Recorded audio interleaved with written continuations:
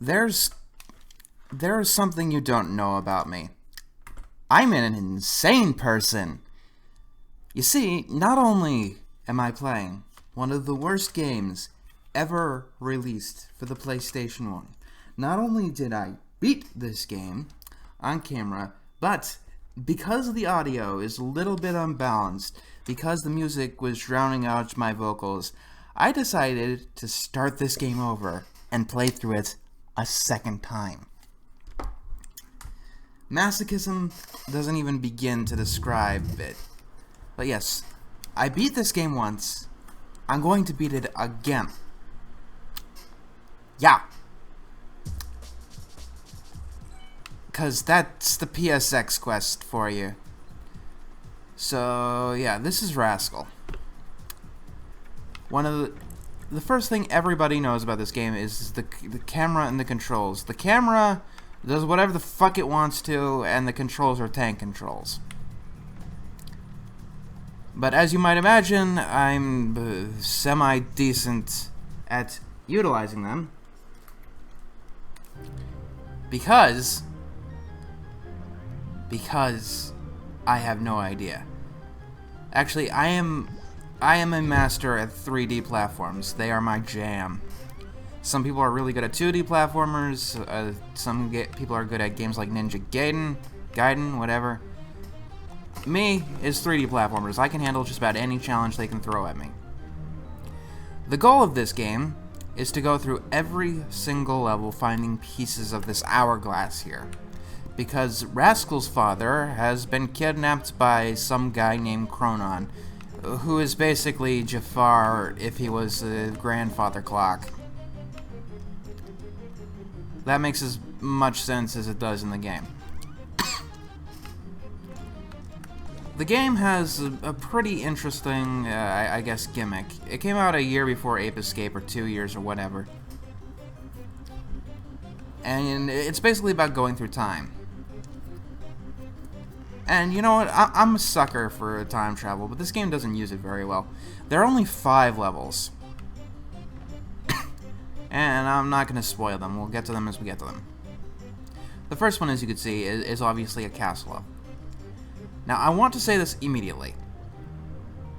Those lives, if you lose all of them, not only do you get a game over, it just boots you back to the start, and you need to reload the whole damn thing. Yeah. And the game never refills your extra lives. So what I have to do is go through this game basically without dying, because if you die a lot, the later levels become, well, not exactly impossible, but really fucking difficult. I will say this game is a lot less painful the second time around. The first time you go through, there's a lot of cryptic shit, you don't know what to do. These levels are very long, and it's full of surprises going lower and lower. Like, for example, this dragon, if you kill him, you get nothing. So, don't kill him, grab the extra life, get the fuck out of here. Now, how can I control Rascals so good when other people have problems with it? The answer is very simple. I'm not controlling this game as if it was Super Mario 64 Spyro the Dragon. I control Rascal as if I was playing Resident Evil or Silent Hill. The game has clearly distinct tank controls, and at the very least, they are consistent. Going forward always sends Rascal in the direction he's going. And if you play enough Resident Evil, you get used to going against the camera and keeping track of enemies. So, yeah. And I'm coughing a lot because I'm coming down with a sore throat or something. I've been talking a lot. This is what, the 4th game in this series, and they each expand like hours and hours, except for the 3rd game. Next time, I'm doing something a little bit more enjoyable. I might be playing Ape Escape, but I don't know. I've been doing a lot of 3D platformers. And yes, that's the most popular genre on the PlayStation 1. But the PlayStation has a wide variety, and I do want to keep things varied. All I know is next time I want to do something really fun. Now these big enemies, you mostly kill them and they're dead forever. The smaller enemies, though, they infinitely respawn.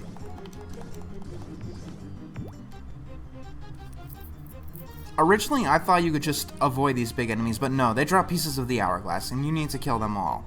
Because you don't know which ones have the hourglasses and which ones don't. And yes, we're having these traps in a medieval castle. And the camera will definitely be the death of you. Because you're not going to see all the oncoming traps.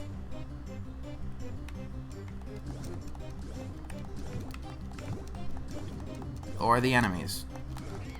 See? Yeah, and that's a piece of the hourglass. They look nothing like pieces of the hourglass, but they are.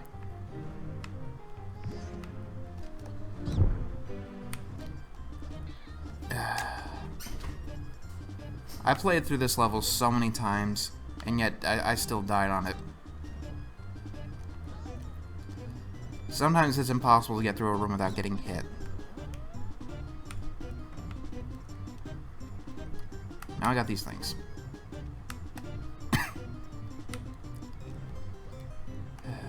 Oh, by the way, you do have a map, but it looks like this. The map is pure shit.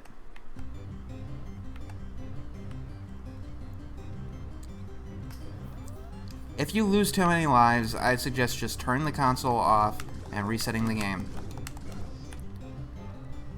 Because as I said, later levels become extremely difficult, if not outright impossible, if you don't have enough lives. And there's reasons for that, which we'll get to when we get there.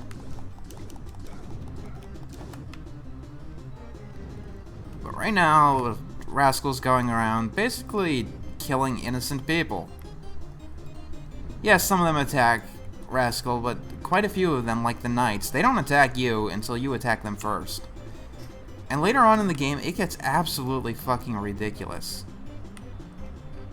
And if you're not used to the controls and shit, levels like, or rooms like that are an absolute nightmare.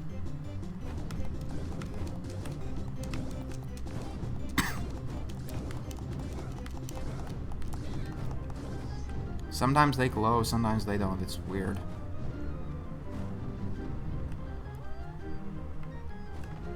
These levels are fairly big and fairly sprawling. I almost jumped in the lava because of the camera and the controls. Like, I do think this game is a little bit overhated. It's not worse than, say, Bubsy 3D. But it's definitely the worst game I played so far on the original PlayStation.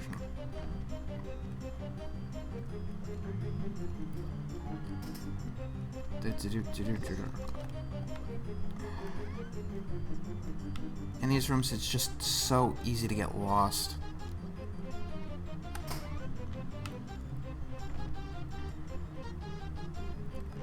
Because a lot of these rooms look the same. Like, this room is pretty much a duplicate of the next room.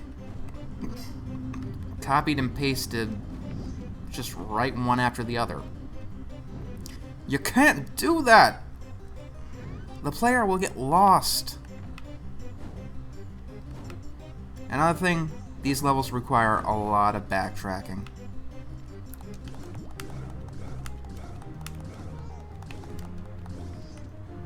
Yeah. Yes, this door is pretty much hidden, and the first time going through, it took me forever to find this area. But you need to go here because it has the red key, which we need to progress.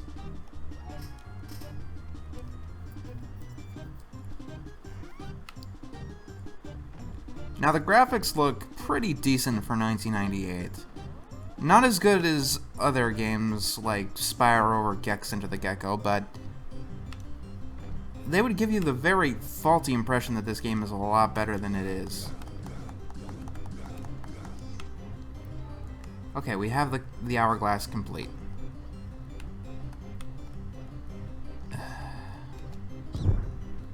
You know, I'm just a little bit peeved that my original recording is worthless, because I thought I gave pretty interesting commentary. Too bad it was rather hard. See, I'm standing on top of a fucking lever. That's not supposed to happen.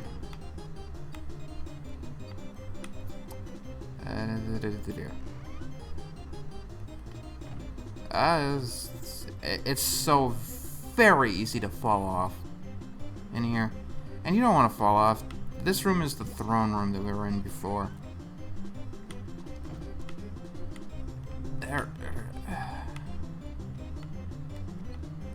Alright, yay. We made it to the end of the first level.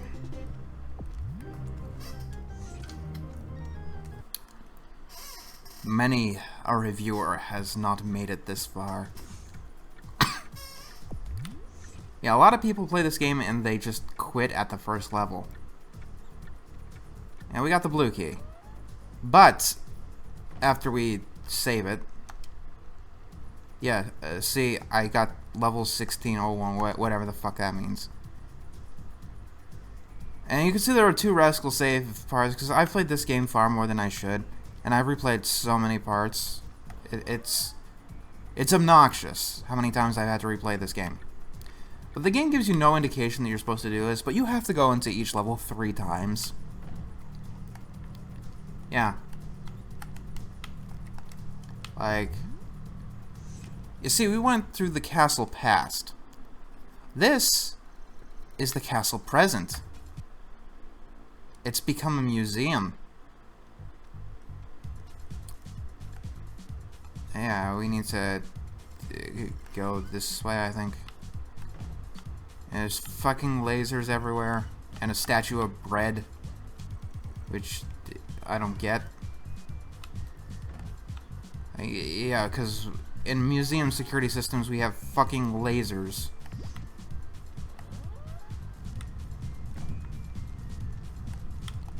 Oh, so we're just gonna shoot an innocent guard dog with our bubble gun. And as you can see, I kind of disappeared there for some reason. Oh yeah, this guy, Rascal, he has limited ammo, but I've never really noticed the difference between full and empty.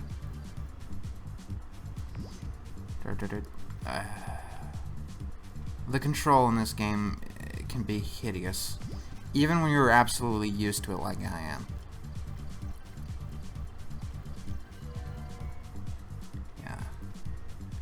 We need all the extra lives we can get. You can't go back into levels you've already been into, so collect them while you can. Alright, you see this well in the center here? We need to go in there.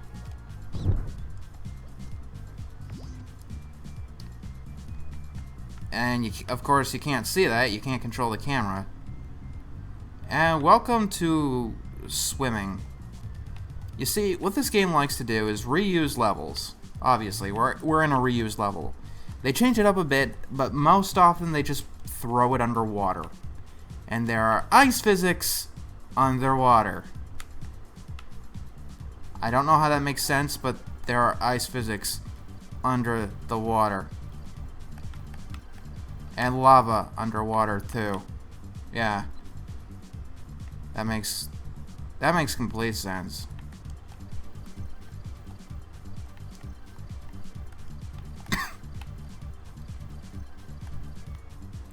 Is a bubble. Oh, by the way, you can make Rascal do this. Belly swim like... He has complete full 100% rotation. Like he's in space.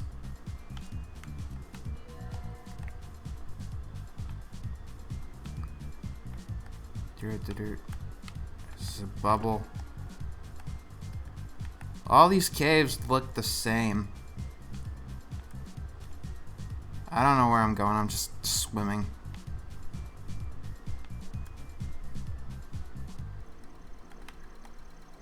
The music in this game can be pretty good, but in the medieval levels or the castle levels or whatever, it does tend to get droning.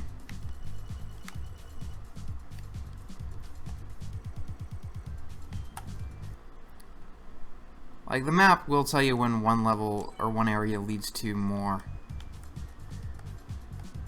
I don't remember this area from the previous.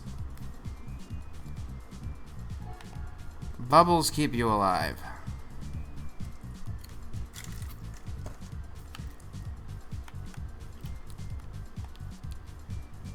We need to keep going through these halls until we get to area. Gotta find out where the dragon was, I guess. Because I believe that's where we get a piece of the hourglass or a key or whatever.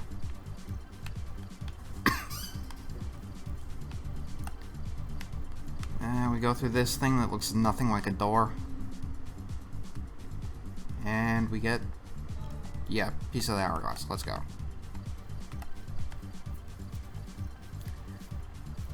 So each of these levels is divided into past, present, and future. Except not really, because the future level is always just the boss. That's it.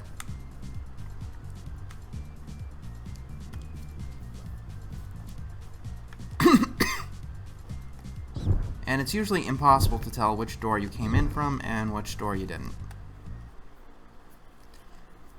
Rascal doesn't have any, like, mini marker on his map.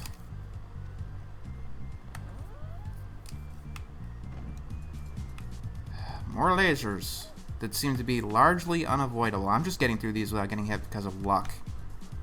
And that time I did get hit.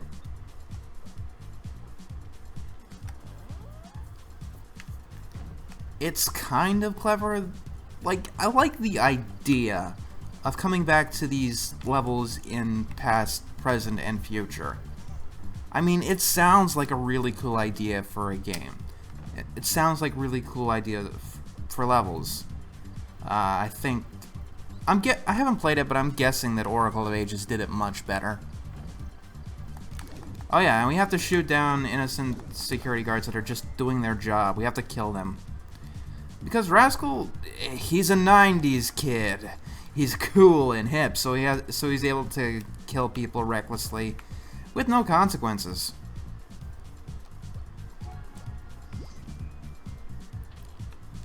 And this is, I don't know. This turns off the security and I guess turns the place into daytime mode, even though the graphics outside show that it is daytime. Yeah.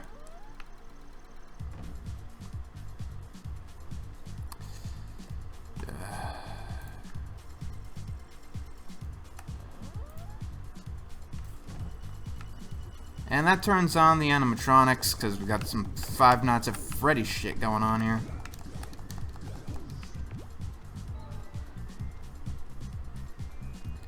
I'm just rushing through this as fast as possible. Like I said, I played through this game. I played through half of this game, actually, more than once. So... because I got stuck because I didn't have enough lives, and I couldn't continue without dying too much and being forced to restart.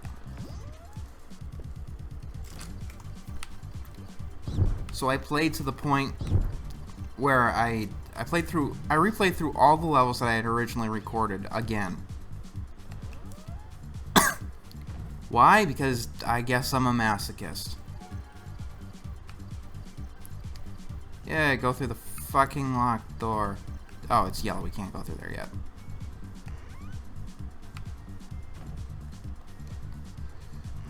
We need the yellow key, and then we can do this shit.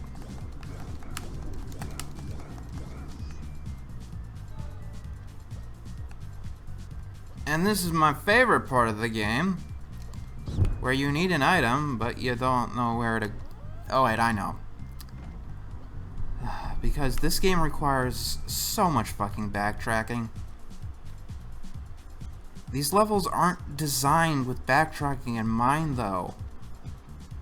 A good level that expects you to go back and forth between places you've already been should be built around, like, a center room or something. These are just long, linear hallways, mostly. Which is not how you plan something like this at all. So we go back down to the basement with the blue key that's not on the floor for some reason.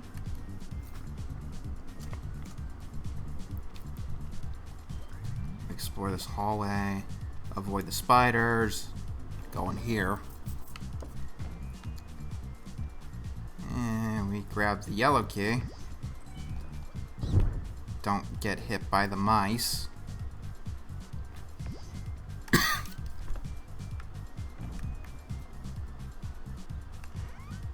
Alright, we go in here. And yeah, some fucking reason there's ghosts. Just random ghosts. This isn't a horror theme level, but there's ghosts. I guess they're the people that Rascal killed. Still haunting this place after 1,000 years. And the hourglass is complete. Let's get the fuck out of here.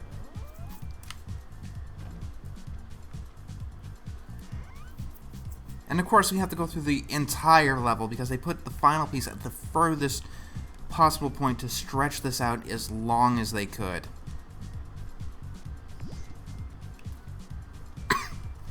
Because that's what this game does. It has a lot of forced... It has a lot of forced lengthening shit.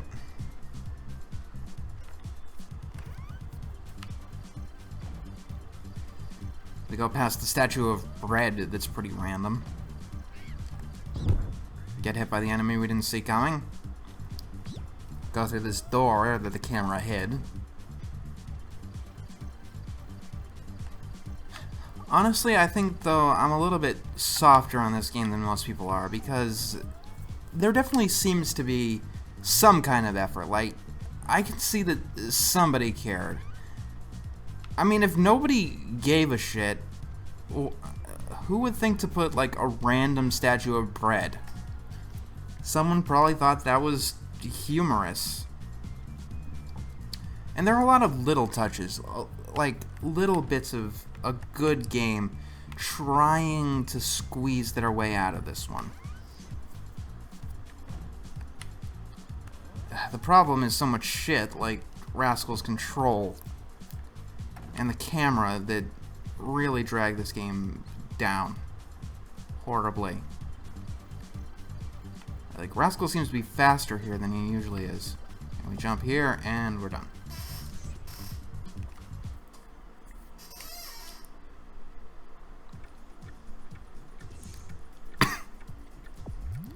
Okay, now we face the boss. And one thing I have to say right off the bat, the bosses in this game are pathetic. Actually, I should say boss, because there's only one boss in the entire game. So I hope you like seeing this guy, Grandfather Clock Jafar, because you're going to be seeing a lot. He shoots a fire, you shoot him, he shoots a fire. He gets more attacks later, but they're all just as pathetic. What you basically do is run around in circles. Fire, run around in circles. Fire, run around in circles. It never changes. And all these future area arenas, they're all small and they're all basically boring. Like, it doesn't even give us a level title. It's just us fighting Grandfather Clock Jafar. This is some of the worst character design that I've ever seen. Also, it seems like the sound is glitching out on me. Ow, what the fuck?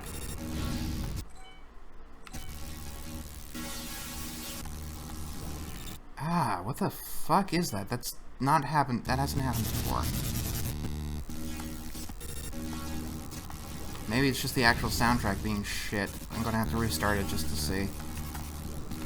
Not right now, because I didn't save. Which was a mistake on my part, but... Okay, it stopped. Whatever. Yeah, I could derp around here and not have to worry.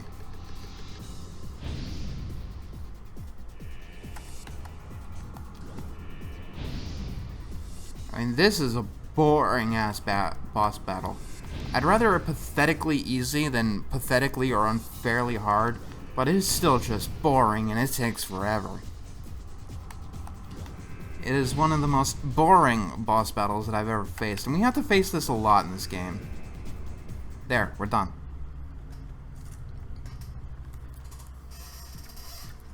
story over. Save it, we move on to the next level.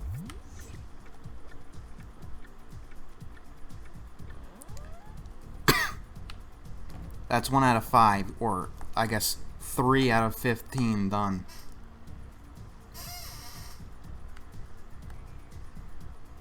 Game saved. Now I hear that sometimes there's a glitch where you try to save it, but your controller gets unplugged. I haven't faced that. Yes, I am using a ROM because I don't want to buy this game, and maybe they fixed up some of the glitches. I don't know. But playing through this game, I have faced like a game-breaking glitch that caused me to lose the life. Okay, so now we're in ancient Aztec land. And he can't hit us.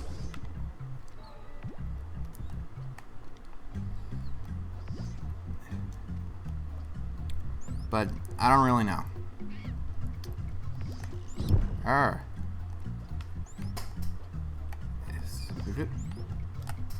Yeah.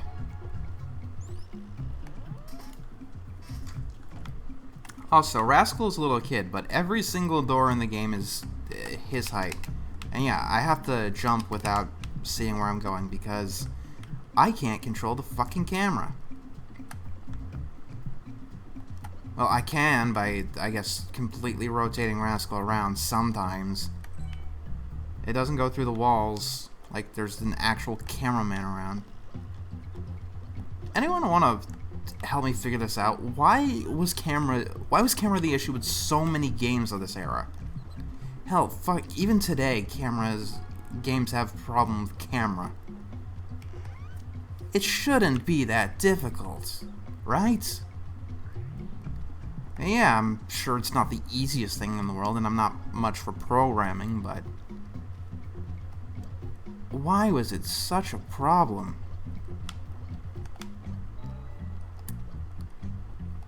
Alright, now let's see. We go in here. This is a secret.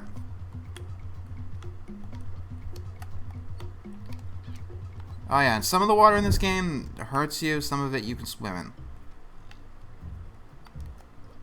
And there's an extra life, and I would like the extra life. You know, provided I don't die. Yeah, the water hits me, then I basically stand on it as if it was ice. Only in this room. Some of the other rooms with water are a little bit less forgiving, let's put it that way. These platforms move really fucking fast. I think they move faster than any other platforms in the game. Also, one thing about this game that baffles the fuck out of me is that it has layering issues. In a 3D game. Yeah, sometimes the stuff that is further away will be placed on a higher level and it will look closer to you. In a 3D game where everything is polygons in a 3-dimensional space. I have no idea how that even happened. And as far as the game goes, that means that floating objects are usually not where you perceive them to be.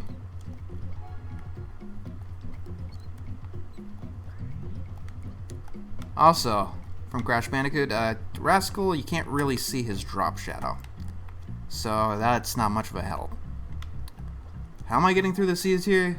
Number one, I've had plenty of practice. Which is sad. It's like, what the fuck am I doing with my life? Why am I playing Rascal for the PlayStation 1? But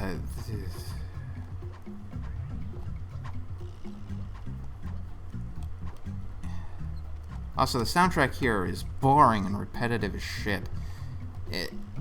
If it's not for the grating medieval theme, this one, it would probably be the worst. It's just dun dun dun, dun dun dun. Okay, now this is awful. This is the worst part of the game. You see, it's basically an auto-scrolling level with plenty of twists and turns, so you can't see what's coming. You have to memorize what the fuck is here. Or else you hit these boulders, or should I say Cocoa Puffs, that take tons of HP. And you've only got a few, hits. And the hit detection on them can be wonky. Like, I know I'm doing, like, really well, like, surprisingly well. Better than you've ever seen anyone ever play this game, because I spent time to learn how to play a bad game because I have no life. But I lost my train of thought. See, they take a lot of health. They take a lot. And sometimes you can't really dodge whatever the fuck is coming.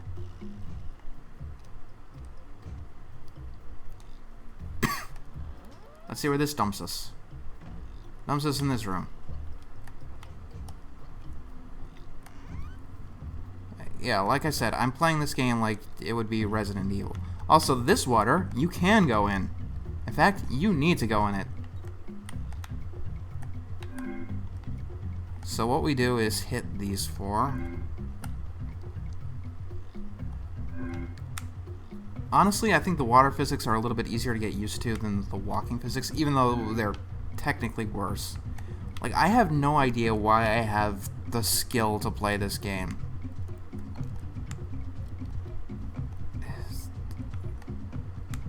And even then, it still causes me plenty of issues.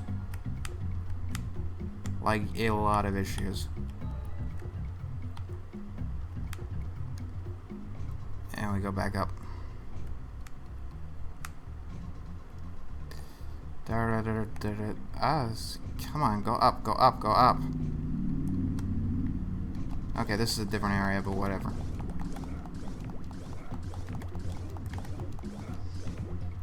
Yeah. I'd actually like to go back to where I was. So we go through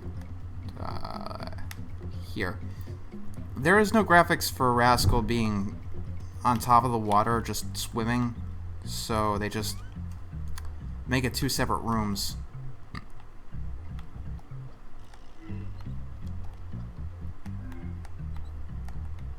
Or would you look at this? These jumps can be really annoying to make. I barely made that one.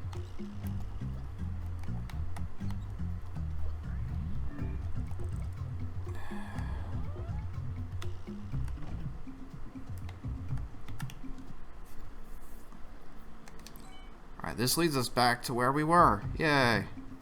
It's perfect.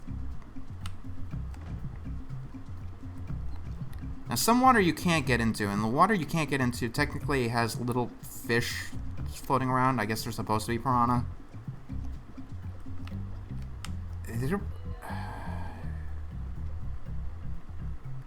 I have skills. But yeah. Out of all the games I could be good at and have a natural talent for is fucking Rascal.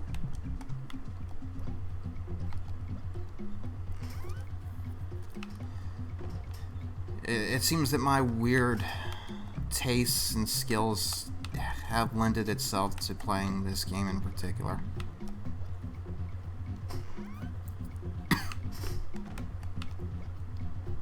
Alright, if you fall in the lava, you're dead. Well, technically it just hurts you, but it can drain a lot of health really quickly.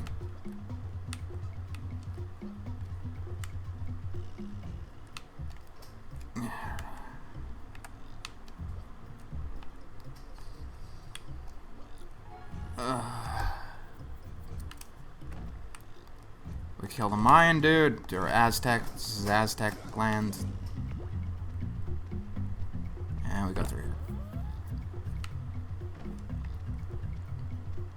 Alright, let's go up a giant sunflower that's randomly here.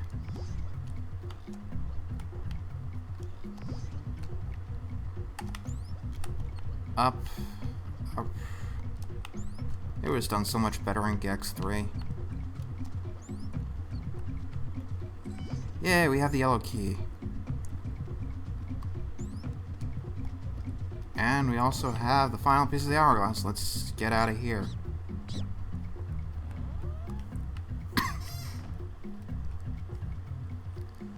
through the door.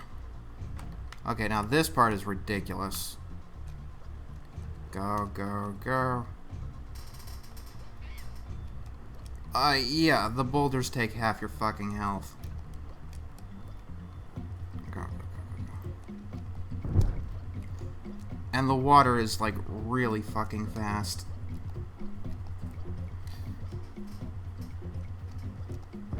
Ah, no, no, I mean...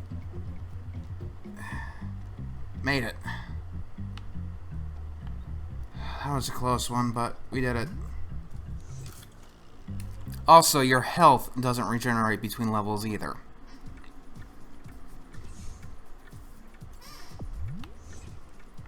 Yellow key. Yay.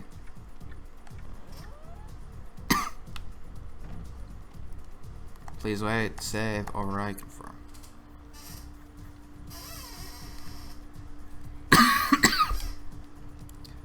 Awesome. I love having a cough. Alright, let's...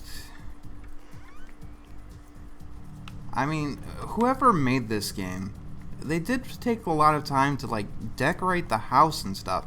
And that's a lot of little detail that didn't have to happen. You know, you wouldn't find this in a game that was just a cheap cash-in. There are some interestingly designed areas. And what was once an Aztec temple has basically become a sawmill. Yeah, a lumberyard. You wouldn't expect Rascal to be a game to have environmental themes, but yeah, what was once jungle is now the logging industry in modern day.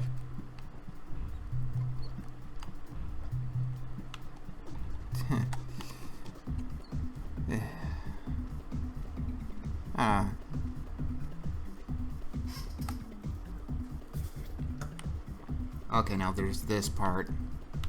Platforms take forever to just get going. You know, you're stuck waiting for way too long.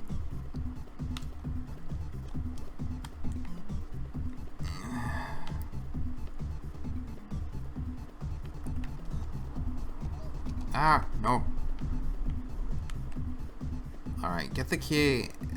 What looks like a path there is actually a dead end. It leads you nowhere. Where the fuck is the log? Yay. Yeah, this goes nowhere. They couldn't put a gate there, so they just did it. And the cobra hurts you. But that's the quickest way to... Speedrunning tactics, just strategically dying. Also, another one of these pieces of shit. Yeah, half of the time you can't tell what's going to hurt you and what isn't. So basically you just keep guessing until you get through.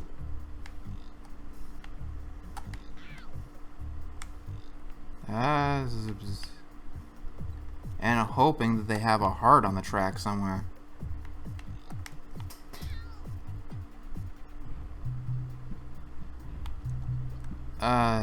It refilled my health for some reason.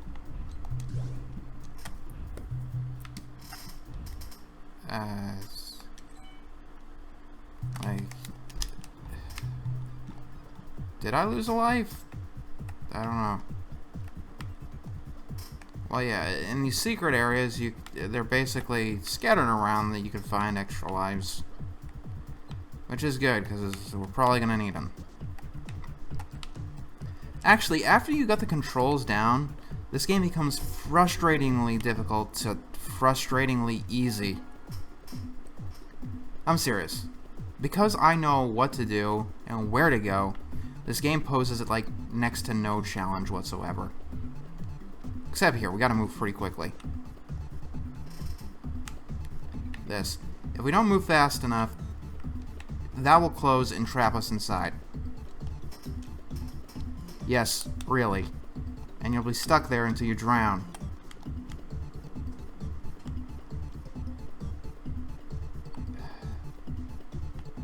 And we're on the wrong side. .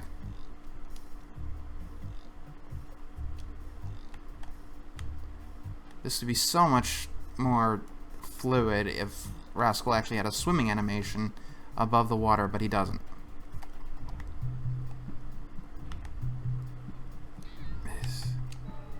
Go, go, go, go, go. Good. The sawmill here is actually one of the harder levels, which is weird considering it's level 2, stage 2. But in the original playthrough, it's one of the last levels I beat. Okay. Actually do this. Alright. That's the order. I've noticed that actually some versions of this game are darker for some reason. Like, right now it's pretty bright. And I don't know why. But I'm grateful because this probably would be a little more tedious if I couldn't see anything. Ah, shit.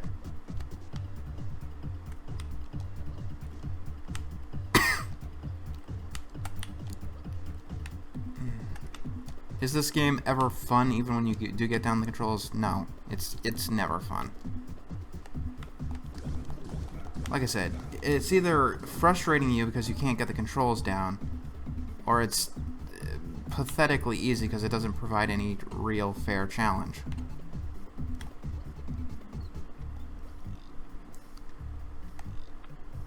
And sometimes it does both.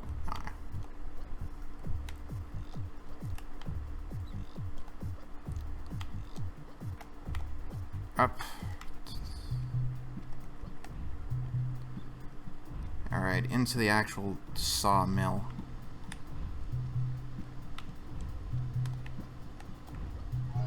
Yeah, there are killer bees for some reason.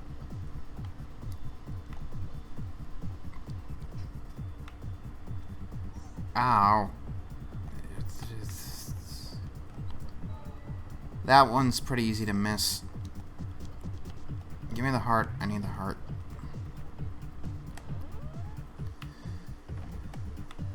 Alright, we're almost done here. Ah.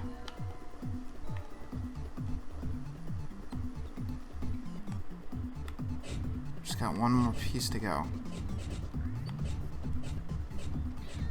Ah, go, go, go. Get off the thing.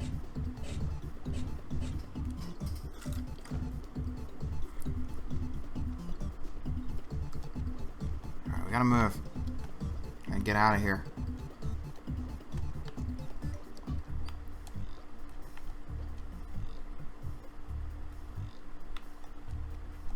We did it. Levels.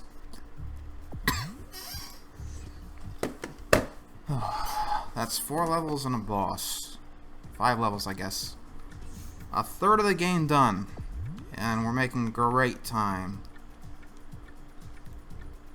Like I said, when you know where to go,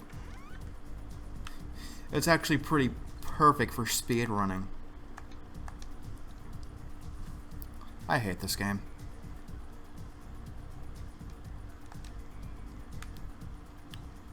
Like, before I started this PSX Quest, Yu-Gi-Oh! Forbidden Memories was my least favorite game on the console, but this definitely blows it out of the water. And it's a shame because if this game was good, and, you know, actually followed through on its ideas, it could probably be one of my favorites. Like I said, I'm a sucker for time travel gimmick, and there are decent ideas. But no, it's boring as shit. And now, Mr. Grandfather Clock Jafar is throwing hourglasses at us. He throws 5 every time.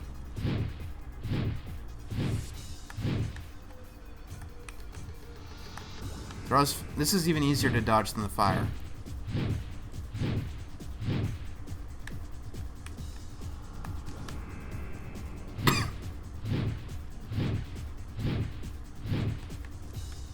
It is just so pathetic. Every boss in the game.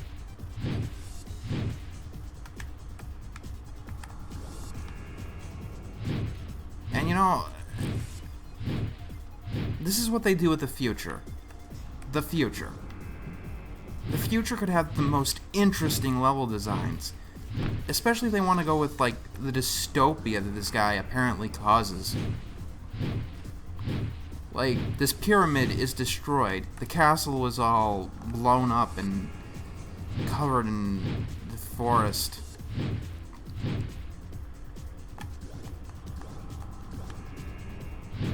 But no, it's just boring arenas fighting the most boring boss in video game history.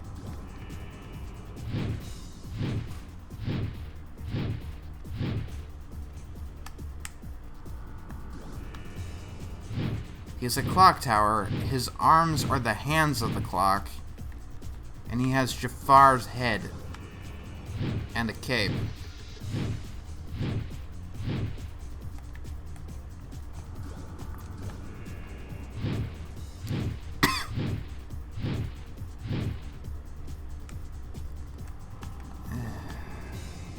Ah.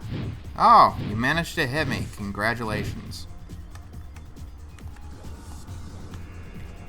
You could tell that they really didn't give a shit about the time travel gimmick. It doesn't take them very long to abandon it.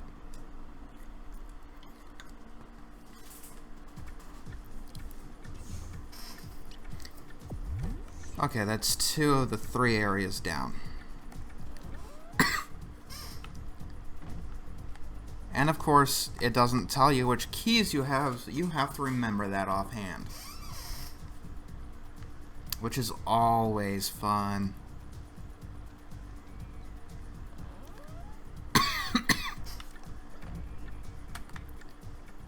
But I remember that the key goes into the basement. It's the yellow door. Yeah. Immediately, we go to Atlantis. Yeah, the 3rd area we go to is a place that didn't exist. Most games save Atlantis to the end. No, we gotta use it now. Then again, this is probably the most aesthetically nice level in the game. The first 2 areas were pretty bleak and boring. This area actually ends up being bright and colorful and nice. You know, unless you die because of a platform above you.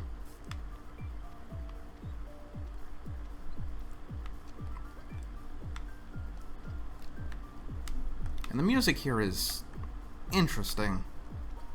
It's definitely one of the more low-key songs in the game. Huh, I made the jump this time. But I will tell you, because of cryptic in-game bullshit and them changing the rules, I had a hard time figuring out what to do the first time around. Yeah, first of all, there's a secret here. Also, I love this effect. Because they wanted to program the water to be reflective, and they didn't know how, they just made platforms underneath the water. Seriously. But honestly, in a way, that kind of hits me in a soft spot. You know, I used to build levels in Unreal Tournament 1999 as kind of a hobby. And I used to use...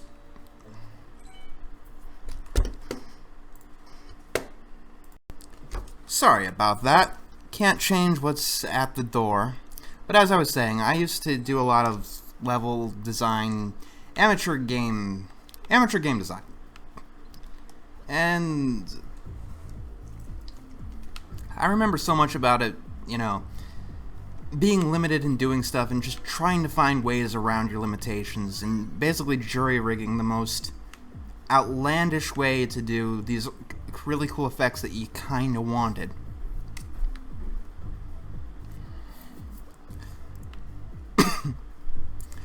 So, I don't know, this game sort of hits my soft spot, because there's a lot of little details here that they come across as people who wanted to make a good game, you know? Nobody goes in really wanting to fail. Like, sure, there are lazy cash-ins and whatever, but even they want to, you know, make money somehow, and there's still a bare minimum in standards there. But there are little pieces that show off actual personality. You know, it's not just... It's just not shoving in a bunch of glitchy, untextured whatever in our face, like a poorly made licensed game. For one, we randomly have here a statue of Rascal pissing in ancient Atlantis. So shoot the statue, which is confusing as hell to figure out, collect the pearl, and go on.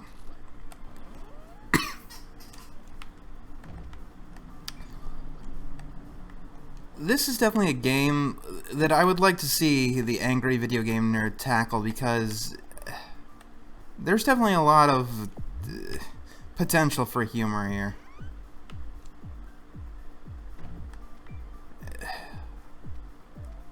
Because it is definitely a bad game, even though I like the way this level looks. It feels aesthetically nice. Like, this game looks good. Anyone who says otherwise, I have to disagree. Okay. So, originally, I could not get through this door. See, I have the blue key, but the blue thing won't open. No matter what you do, no matter how you run into it, I thought it was a glitch. But no, randomly here, your blue key doesn't work as a key. You have to place it in the blue clam. And yeah, because they placed it in front of you, I'm pretty sure they thought it was intuitive or something, but no, you can't change the rules like that. The key opens the door, it can't just suddenly not open the door.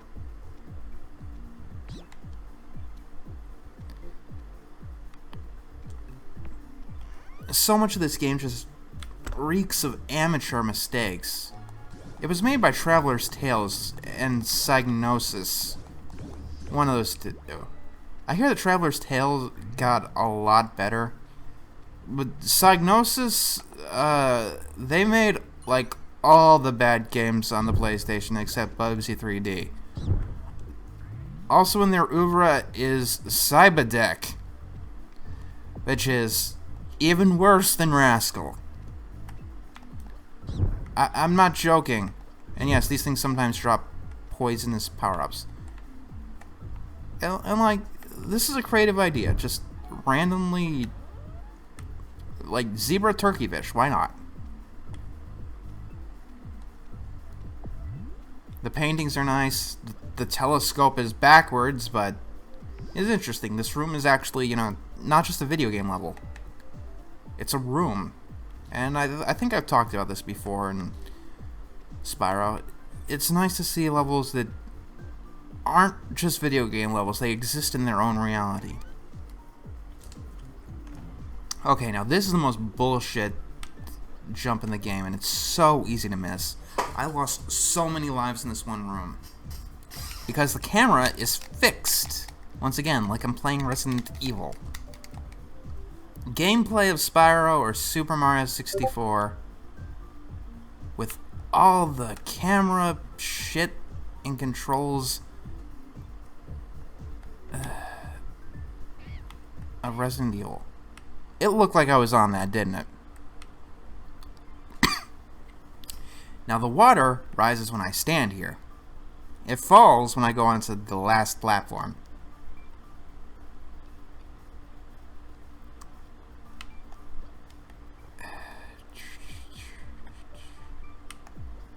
It's so hard to gauge your jumps in here, and in this last one, you gotta move or you're gonna die. And you know what the worst part is? Because of the backtracking, we have to do that room twice.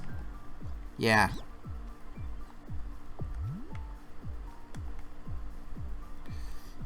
Alright. Like this room. They didn't need to put this here, this piano. It's a shell and this harp. this game has personality. I'm not just talking about Rascal's attitude look.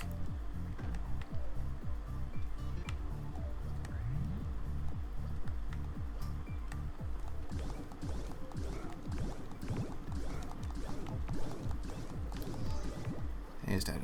Okay, and you know what we get next? Another fucking boarding session. Yay. Also, your deaths are delayed. So you never know exactly what killed you. At least the first time. It takes a while to figure out that you're actually dying. And you're not just moving on to the next section. Yeah, I don't know how I'm not getting hit by half these things.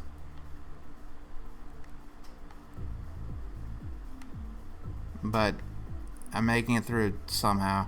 I'm on the walls. Nothing can hit me there. And it dumps you back down here randomly. Go to the roof.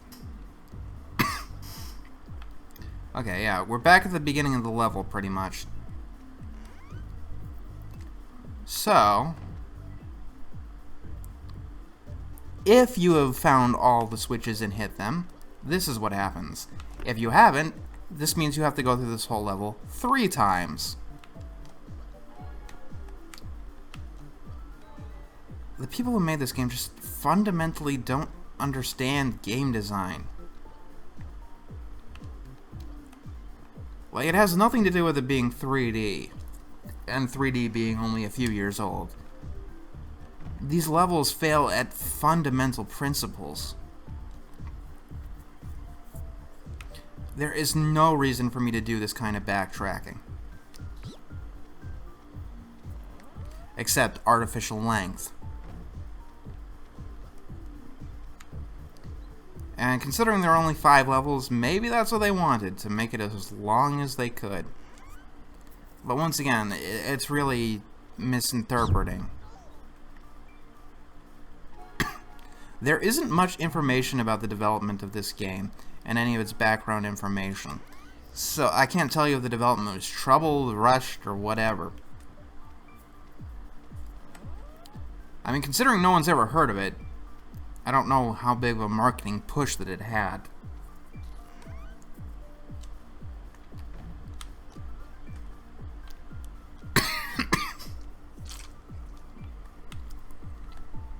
Let's see if I can get through here without dying this time.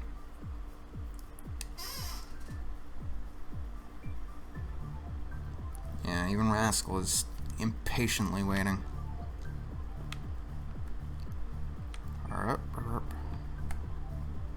Yeah, see how things are like, there's something down under the water? That's this game trying to mirror. Just have a mirror effect. It's, weird.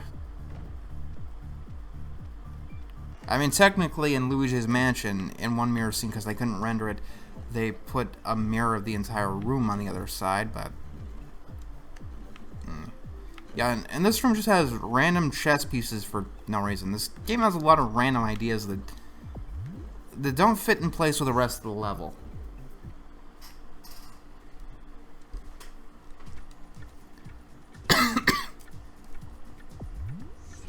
And we get the green key. Still gotta do the yellow area, but yeah.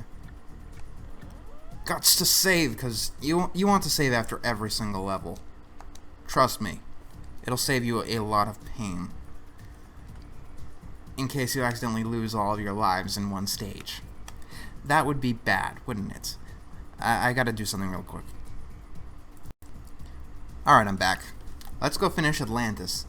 And discover one of this game's worst surprises. Yeah, you heard me.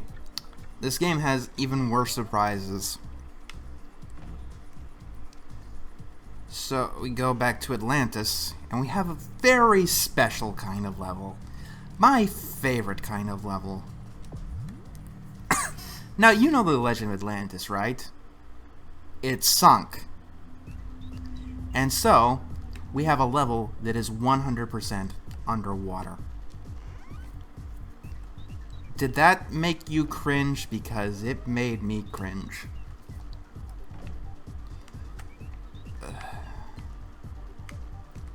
You had better be used to the controls of water.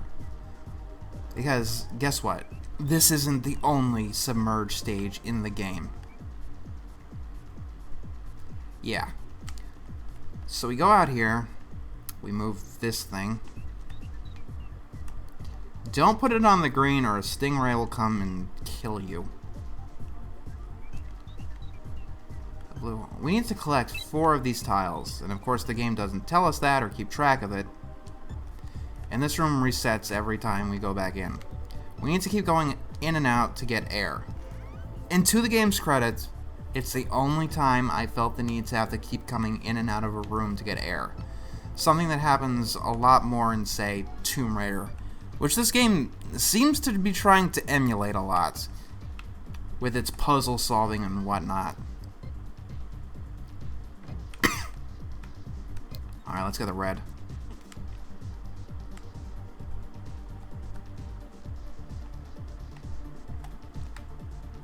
There are definitely a lot of things in this game that come back, they show up and never come back, and this is one of them, which is a good thing. Okay, once you got the red thing and the not the hourglass piece. Alright, there is an hourglass piece, it's the yellow one. We need to get 3 things out here, okay.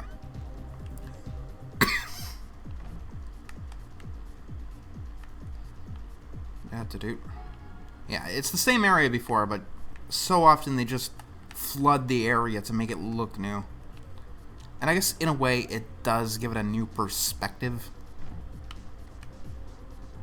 In a way. Not a very good way, but...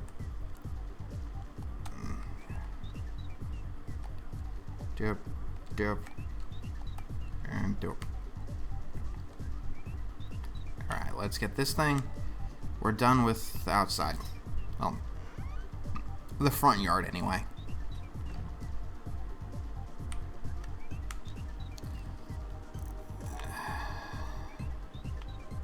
Go through this door. Now let's see, we got mermaids and shit. Nothing over here. This is just, I guess, grass now. The mermaids don't hurt you. Except these guys. These guys, they chase you down. Grab a piece of the hourglass. Ah. And this is easy to miss.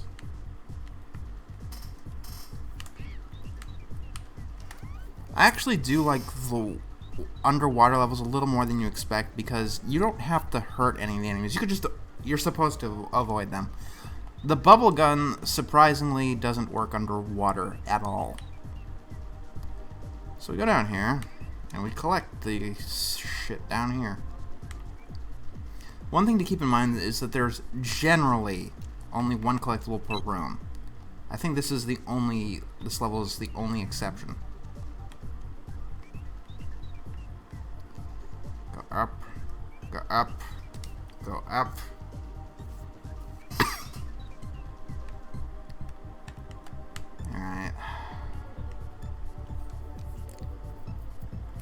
Now, originally, this part of the game had me stuck. Like, this level is so cryptic and confusing that originally I was stuck, and I had to use a guide. Like, I'm going to admit that right now. I had to use a guide to get through this level. I don't feel too guilty about it because it's just Rascal. Like, in a game like Myst, for example, where the point is just solving puzzles, I'm not going to use a guide. But in a game like this where it's mostly about execution, yes, I'm not going to feel too guilty about using a guide. And when I'm going for 100%, generally all bets are off, because I need to know what I need to find, and where I can find it. For example, in Yu-Gi-Oh! Forbidden Memories, I'm going to need to have a printed list of who has what card. And I will definitely note that when I get to it.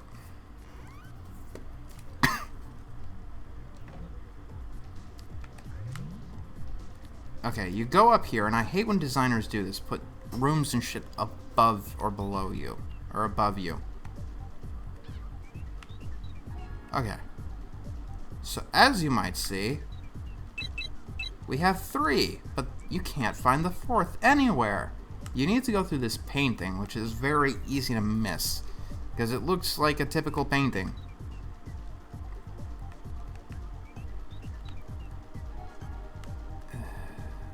This room's got some weird angle shit going on.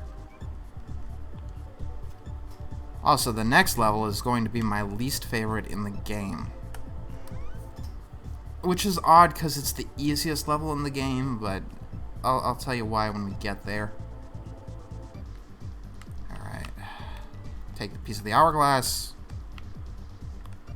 Dodge Mr. Merman. We go down here and get their next extra life. Yeah, you saw that right there? Rascal looked like he was above the floor, even though he was technically under it. I've never seen a 3D game with layering issues like this before. Also, look at this. Now this room is above water, and we can go in the water for some reason. And you can actually control the camera here now, even though it was fixed before.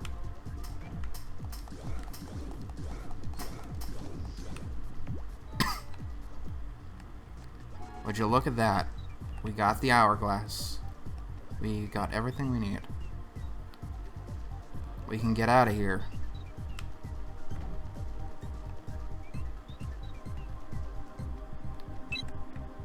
But to get out of here, guess what we have to do? Go back the way we came, I guess.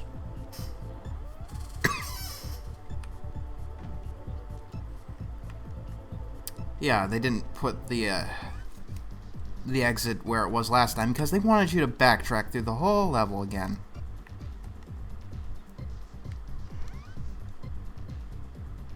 They are just so nice.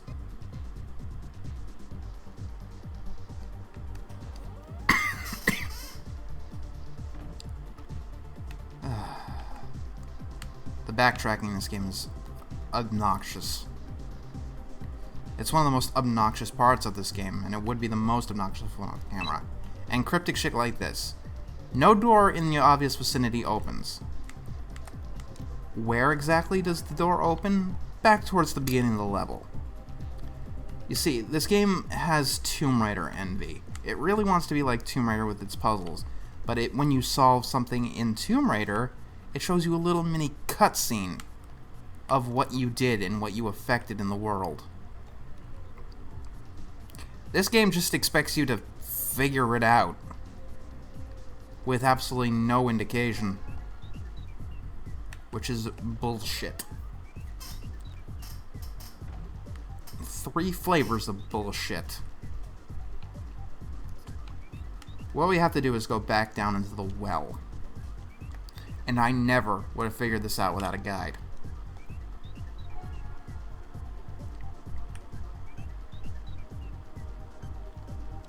And on here, originally there was a gate, it fell off. Now we get to go through here. And guess what? Another skating section underwater. It's like the worst minigame in one of the worst minigames in Spyro 3. And somehow the current is taking us up. Okay. Actually, this is probably one of the easier ones. Oh, it glitches the wall.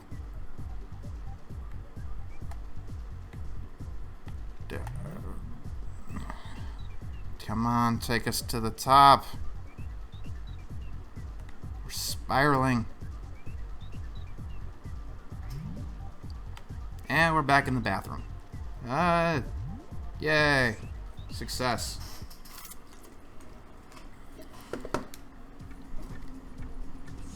Alright, I need to check something again.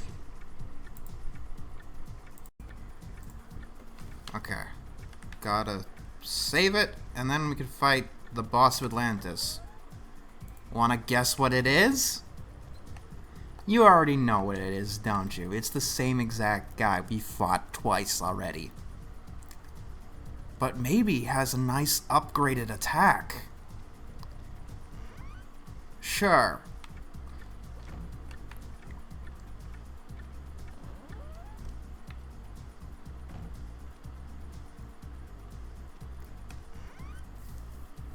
I'm getting tired of talking. I'm like a motor mouth here. After this game, I'm going to play something, I don't know, something I really like. And apparently the ocean is dried up and turned into the moon. Yeah, he throws clocks at you this time around. This is probably his hardest incarnation, because the clocks tend to be a little bit harder to dodge. Also, there's a hole.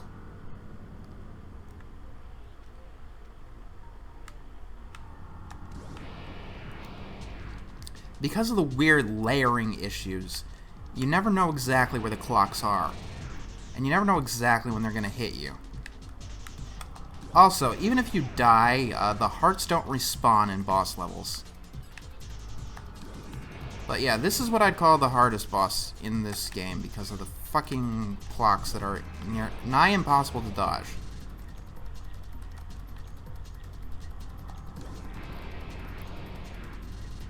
Sometimes they just chase you down and they're pretty much a duplicate of the fire attack. You just gotta stand a reasonable distance from him, and that tends to be what you get.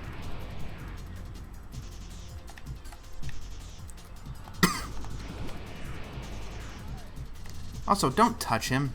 That hurts you, obviously. I know it sounds obvious, but yeah, anything this game does right is pretty much a surprise.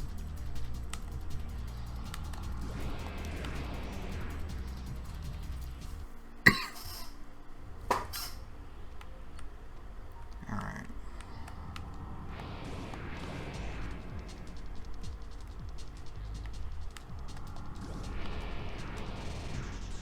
But yeah, hardest and most annoying boss in the game. Or most annoying version of the boss, I should say. Fucking clocks. Ah.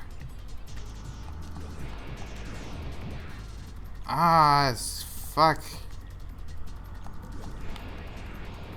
And like I said, you don't want to get your lives too low, because after this level, they become kind of important.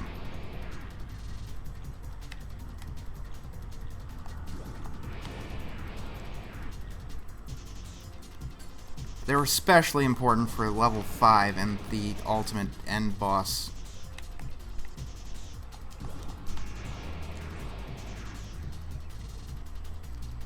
So I don't want to let them get too low.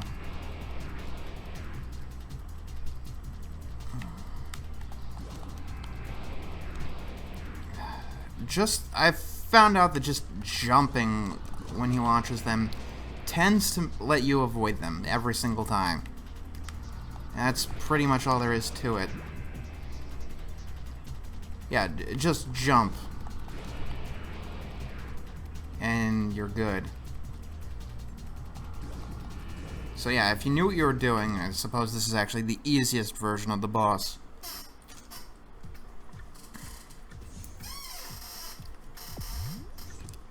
I am still recording, right? Always gotta check. I don't want to have to do any of this shit a 4th time. Yes, saying that kind of made me nauseous.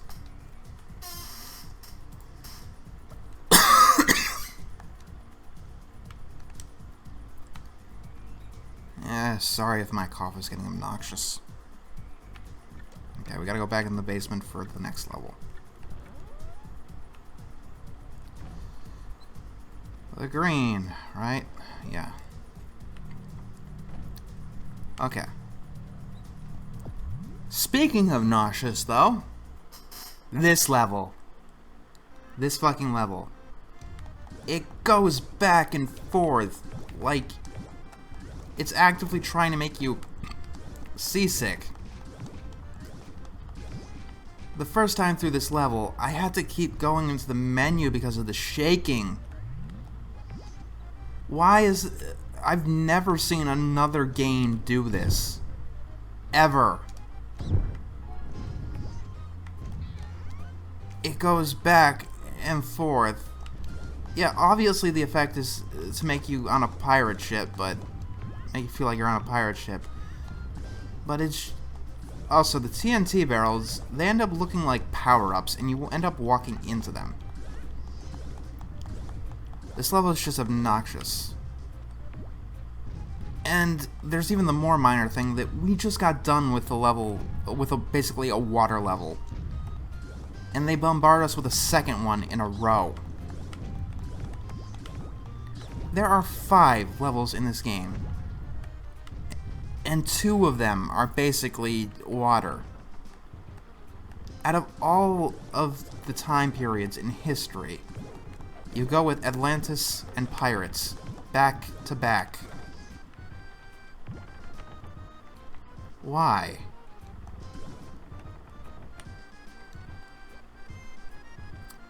There are many rewards for the secret finders.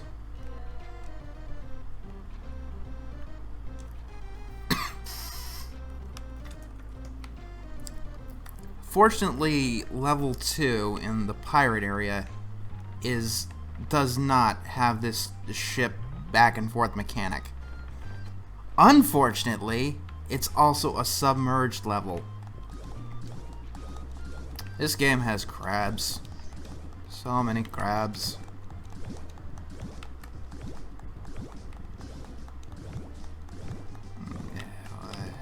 What are you guys smiling about? You're in Rascal.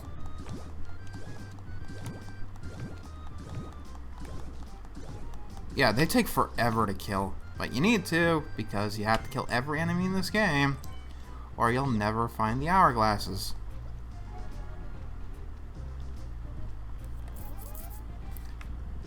Originally, I thought the TNT was power-ups because they kind of look like power-ups, and they act like power-ups until you run into them and they give you damage. Even then, they act like the poison power-up you get occasionally, which poisons you and takes your health away.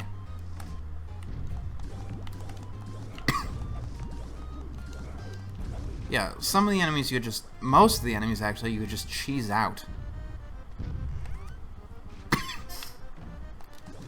It's a bird.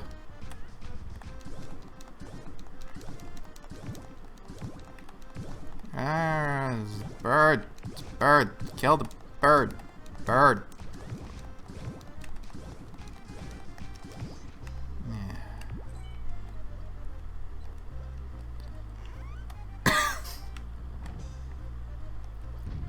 I got the blue, yay. Ow.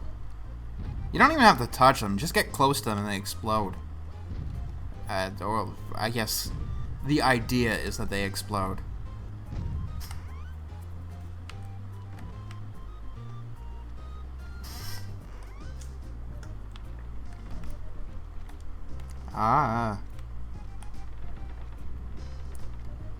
But yeah, we have to go back through rooms we already went through because that's Rascal.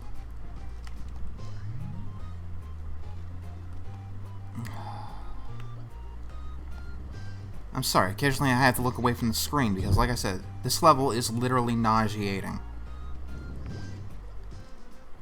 Who would do this?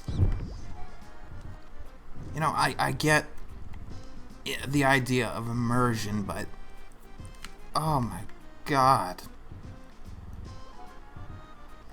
How did you not figure out a problem with this?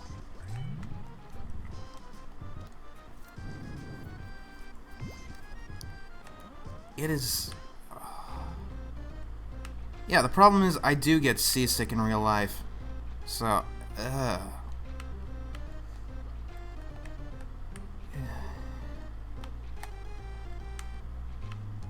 Also, you want to add to immersion, these boxes don't move. Even though the water that they're floating in is sloshing back and forth. I shouldn't say sloshing, it makes me even more queasy for some reason.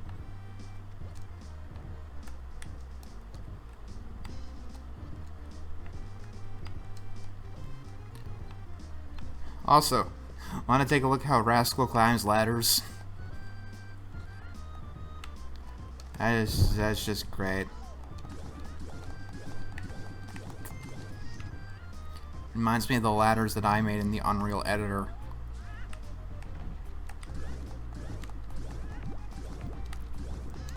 Actually, in that thing, you could make ladders that you didn't have to jump up.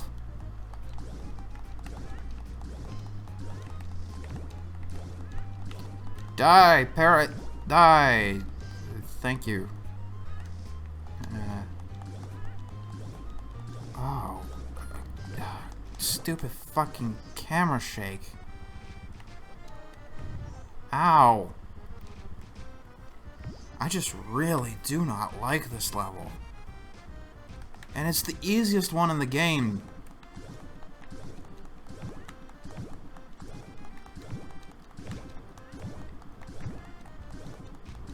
I think it's also the smallest one in the game, too.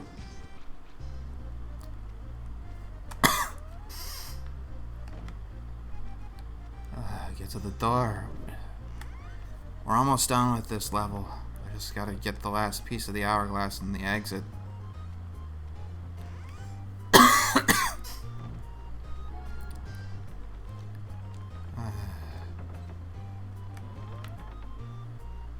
Is bad. I will make it. Yeah, this room is a copy-paste of the next room, which is... I don't know why they keep doing this. It's highly distracting.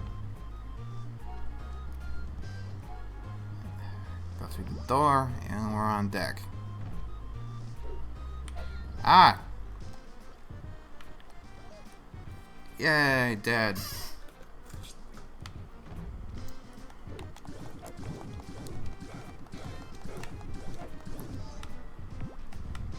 Ah, I can't jump off. Ow, yeah, if you're too close, even if you shoot them. Like, Crash Bandicoot got a much better TNT effect, and that came out a whole year earlier. 2 years earlier. This game came out the same year as the third one.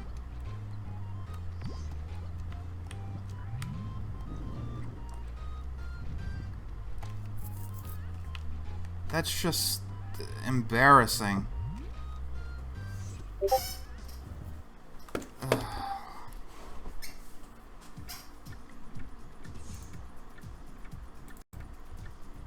It's a red key. Yay. We'll get the red area later. We still gotta go through another worst level in the game.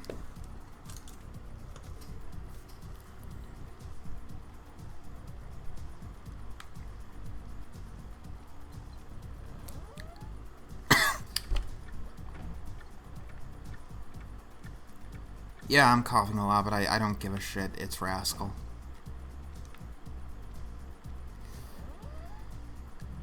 Alright, let's do this. 2 underwater levels.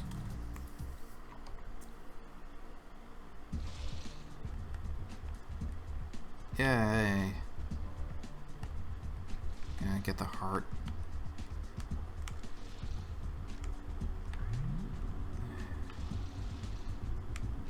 In this level, at least, I don't have to worry about skateboarding shit. Just collect the hourglass and get the fuck out of here. That's all there is to it.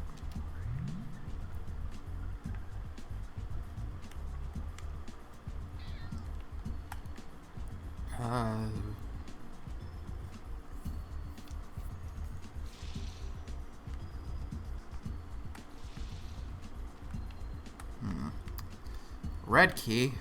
I don't know why they're just giving us keys immediately. It doesn't... It's not how keys work. You don't start a map with keys.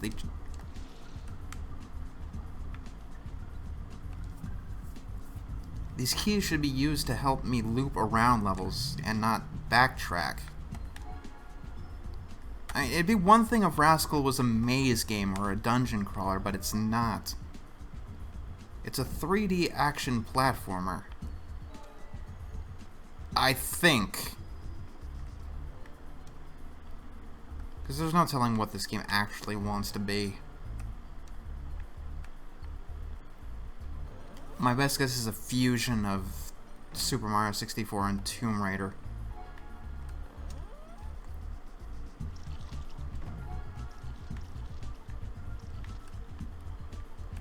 Ooh, extra life. I'm almost playing this game like it's a real game.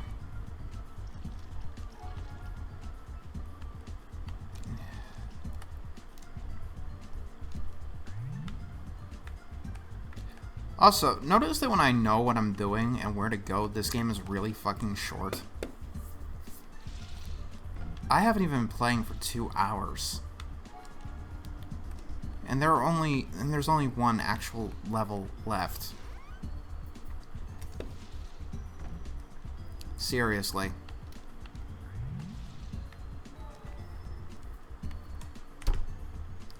Yeah, all this artificial lengthening, it doesn't make the game much longer. Which is weird. How do you fail at doing something bad?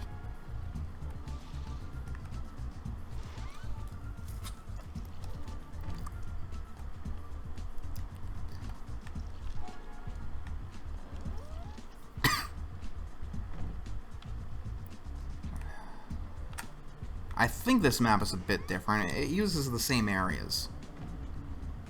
And honestly, in most engines, it's extremely easy to just make something underwater. Just change the properties of the cell and you're good to go. Yes, I actually know a thing or two about game design. Like I said, I used to do it as a hobby, but even then, I've actually done plenty of sit-down knowledge and looked up as much as I could. I really used to be interested in it. In fact, I wanted to be a game designer when I grew up. Something I always wanted to do. And maybe someday I'll be able to make those games that I've always planned. Some of my ideas can't really be executed in any other manner. Okay, this level has a way. This area has a way to go up and down, I believe. Yeah. So you go up on deck.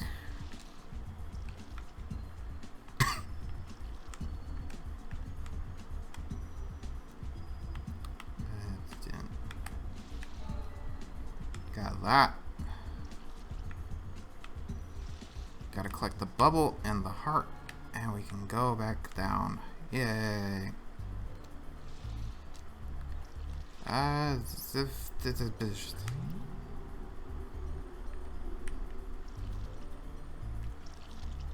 Okay, and we go down even lower.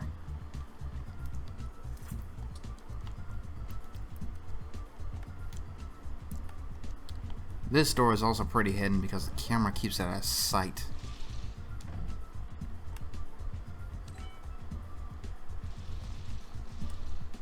There's no rhyme or reason to the places you get the keys. We haven't even come across a blue door. Well, we do now, right after we get the key. From a design perspective, what sense does that make? I'll give you a hint. It doesn't.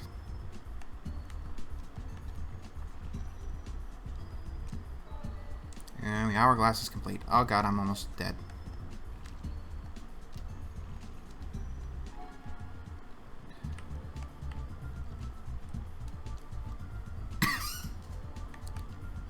And they give you so much breath that it's almost like being underwater isn't even a thing. The only obstacle really is the control change.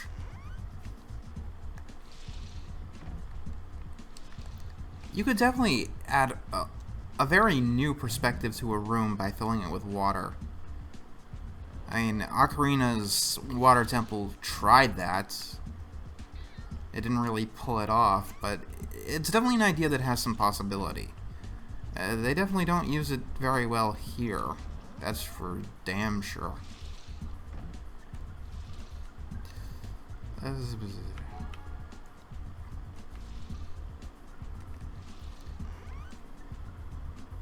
Also, in the two levels that have all these naval mines, it doesn't really make sense for there to be naval mines. This is a pirate ship. Why would you put naval mines in a pirate ship? And the other place where there's naval mines is Atlantis, a place that no humans have seemed to be at. Okay.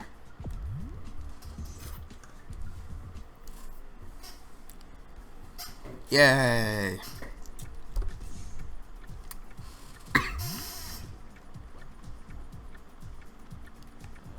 Alright. Yeah, this game, on a second or third or the fourth playthrough, if you could stomach it, is nowhere near as bad as the first playthrough. It's a lot more tolerable. It's not fun. Like, at no point is it fun. And that's probably its biggest crime. Like, yes, Spyro and Crash, they may have some weird quirks. Crash can get really, really difficult, and there's some cryptic bullshit that it doesn't convey, like the Road to Nowhere bridge, but it's fun. Even at its worst times, it's fun. On through. This, even at its best times, it might be barely fun.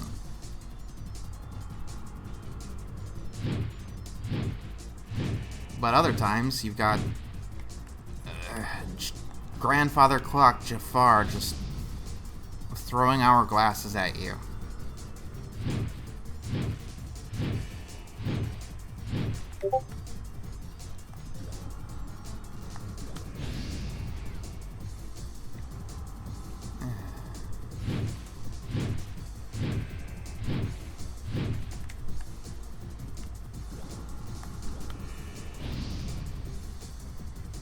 And this boss is even easier than the Atlantis boss. It's like they got the levels out of order. And you know what? I wouldn't be surprised if that was the case. I really wouldn't.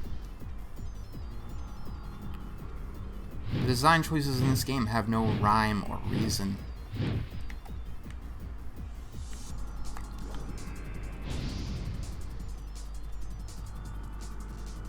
I'm just running in circles. There's nothing more to this boss. Like, I guess it hits the rudimentary definition of what a video game boss is. You need to hit him a bunch more times than your normal enemies, I think. He has a period when he's invulnerable. He's either the main villain or hired by the main villain. There's an arena.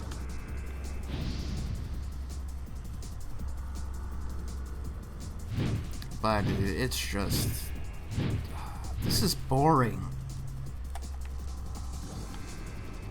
This is the most boring thing I've ever done in a video game. And like I said, I beat the original Dragon Warrior, which is grinding for hours on end. 40 hours of grinding, more or less. And walking over every single tile in the game looking for hidden items. Including tiles that randomly hurt you for no reason.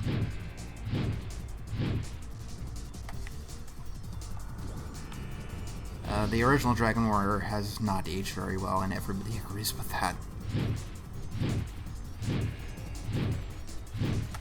This game, I don't think it was good even when it came out. Like, this is just...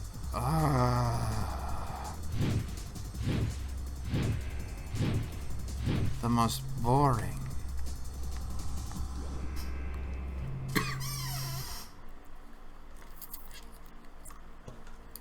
One level to go.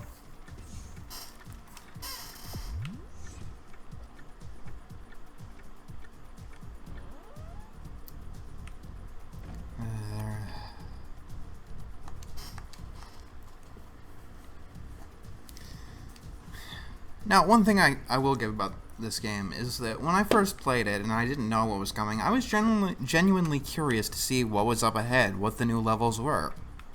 And most of the time, it was interesting to at least see what the game had in store. I mean, the levels don't look the same. They kind of feel the same, being boxed in pretty linear hallways. But aesthetically, they're all distinct. And now we're in the Wild West. And the camera points you away from the direction that you need to go. Also, this guy. He just fucking shoots at you.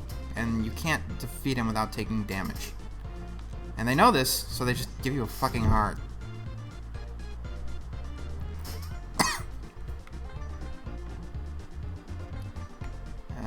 So... This game doesn't understand the concept of switches either. There's a time switch right next to the door. I mean, functionally that would make sense for the people, I guess, living here, but in a video game that makes it pointless. Also, there are these bats that are just annoying as hell to dodge. And also, I guess this is quicksand in the Old West. Yeah.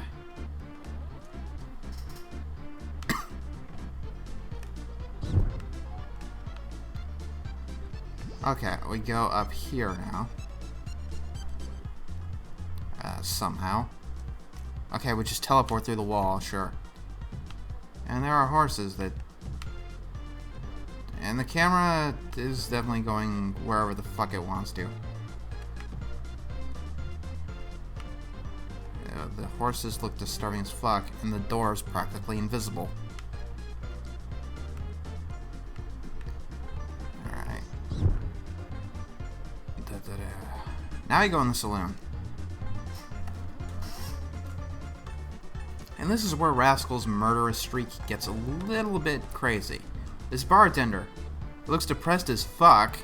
First of all, he's not even trying to hurt you. He's just throwing cans of soda, I guess, across the desk. And so Rascal just murders him in cold blood, and you have to do that to get the key. It wasn't hurting no one. He was just doing his job. And now he's dead. This is the fate. He's probably happier now he's not in Rascal anymore.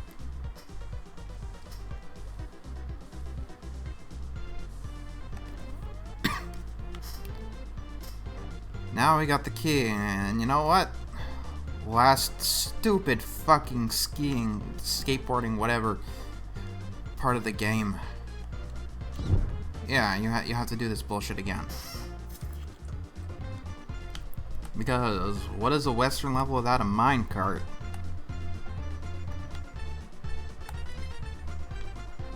This track is just the most, I don't know, uninspired of the soundtrack. And it's probably my least favorite.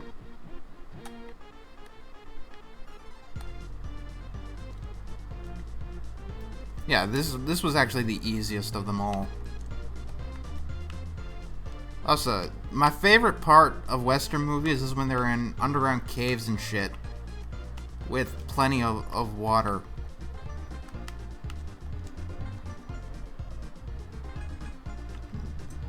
Does this music fit with this area at all? No, it doesn't. It doesn't even feel like I'm in a Western level. They ran out of ideas. Like, towards the end of the game, it feels like even the designers were getting bored.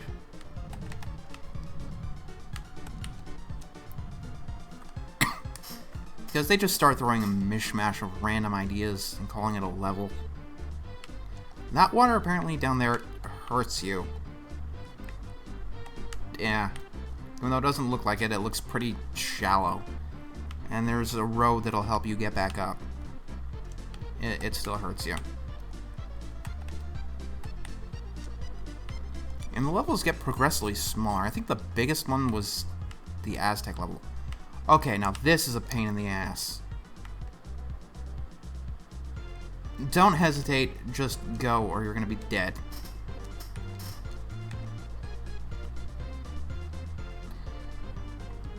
And it dumps you back here. We go to the bank. In here, we get the key. The blue one.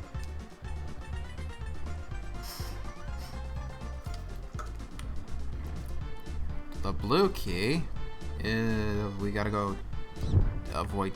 Ah, I need that heart. The blue key takes us in here. We have the final piece of the hourglass. If we can aim correctly. Ah, fuck.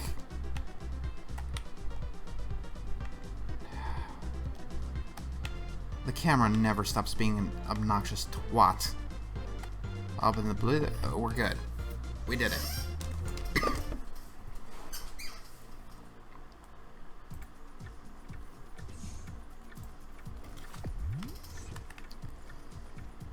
Alright, go up here.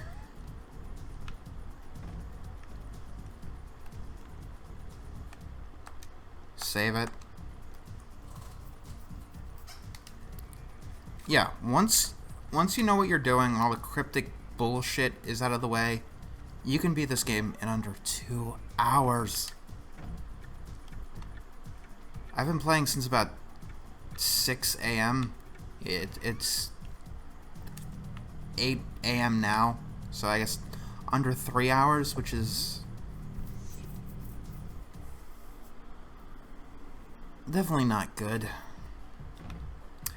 Oh yeah, now we're in Hollywood, firing at innocent stagehands.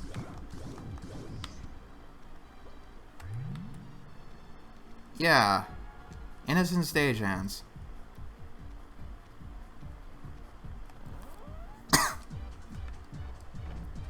Welcome to bland... I have no idea what the fuck they were thinking with this area. These guys are just doing their fucking jobs, but Rascal is killing them. He's not even attacking me!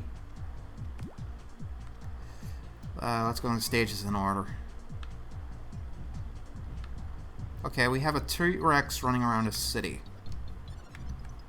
Alright, to get through here, you need to step on platforms in a particular order. This level is probably the most interesting in the game because you know what it looks like? It looks like the designers threw in all the random ideas that they were too lazy to make into full levels. Like, if they made a dinosaur, why the fuck didn't we have a Jurassic stage? Also, that's the same model as Rascal's plush in his own room.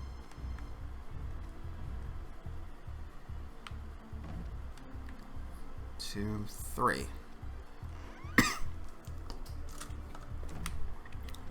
Three. Welcome to Tommy Wiseau's version of the Pit and the Pendulum.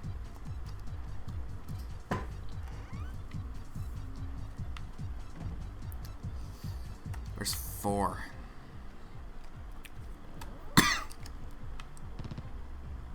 Okay, this is just a random gangster shit. Like, if they wanted a gangster area, why the fuck didn't they make that a level? This is a game about time travel. But no, we get one set. And because it's a set, it makes no sense that they're using actual fucking guns. This is a movie, right? Why are they really shooting at me?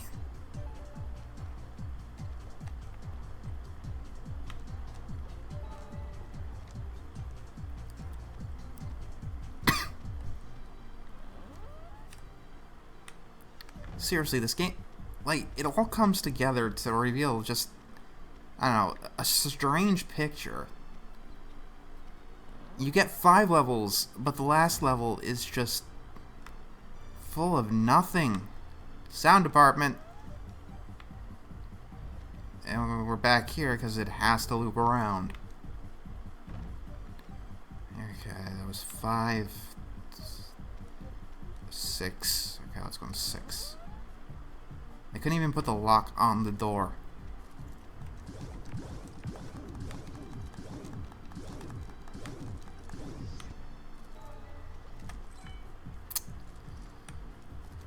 Alright, I got this.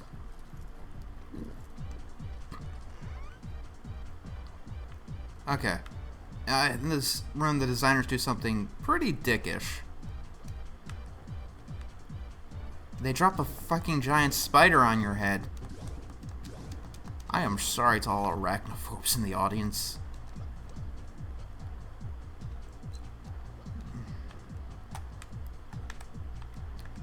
I got a Newton's cradle.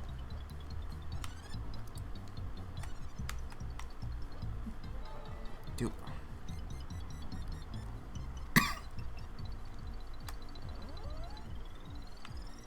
Alright. Let's get through here. I was 6. Next we go into 7. Actually, no, we go into 3 because we have the key. Now, this looks like the end of the level. They put the hourglass here. But it's not. It's a teleportation to this area. And I have no idea what the fuck kind of movie they were making here. Looks like we're in the sewers.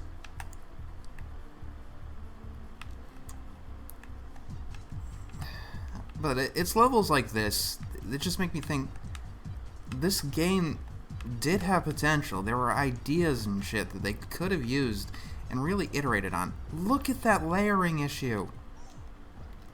How do you do that? Like, I legitimately want to know, how do you make that effect?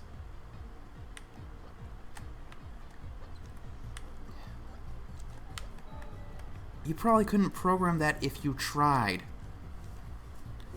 Yes, I died on purpose. I want to speed up the process. We got the final hourglass. All we need to do is fight the final boss. And I want to rush through this room pretty quickly. Yeah, we're back in Gangster City. Or Gangster Street.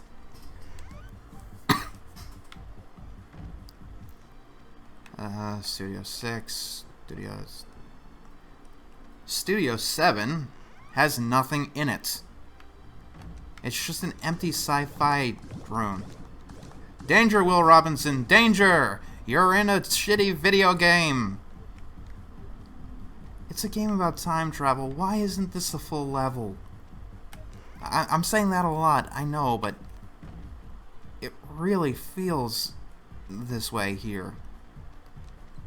The exit is back at where we started for some fucking reason instead of the empty Studio 7.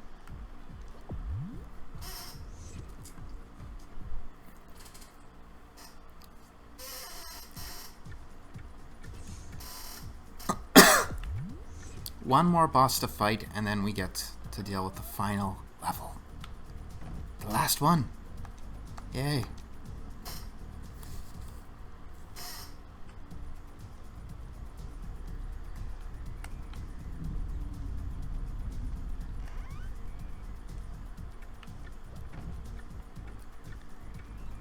This is what artificial lengthening gets you. When somebody knows how to play and where to go, the game is so short and so easy. And this is like the most boring fucking arena I have ever seen. 1, 2... Nah, he always throws 5. Never more. But you know this arena is the hardest because this is the only one that doesn't have hit points in it, or health collectible. It only appears once. Yeah, this time he uses all 3 of his attacks.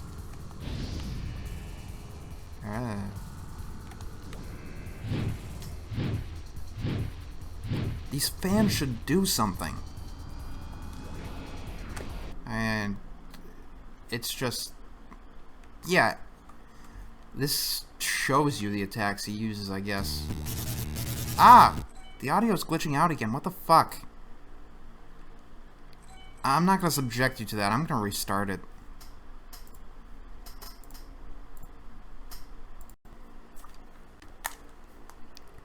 Also, if you play this game, it is mandatory that you play with analog control. That is how I've been getting such control over Rascal. Technically, this isn't like Ape Escape where you need to have analog control so the game will let you play.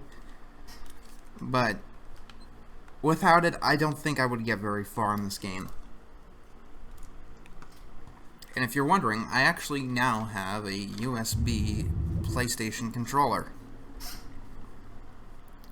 which is good, and it'll actually allow me to play Ape Escape, which, like I said, I might tackle next time. I really want to, you know, as a palate cleanser. But like I said, I've been doing many 3D platformers. Ah, no. How do you fuck up the controls here? Like, seriously, I almost overwrote my save because for some reason, I don't even remember, but it's X to quit, it's square to save, triangle to load, which is unusual for this kind of game. Alright.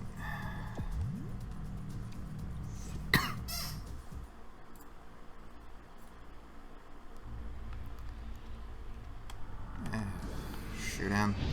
Uses his fire. Fire goes around. Shoot the clock.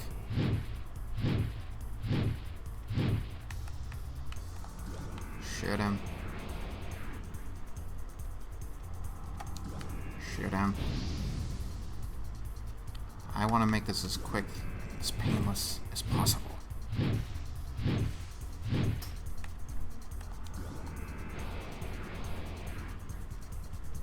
Is he not even... No, he is. Okay, I thought the clocks just disappeared.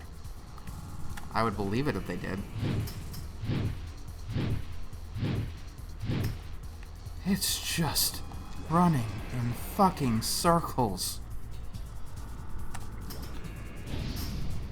That's all this is. Why did they think this was acceptable?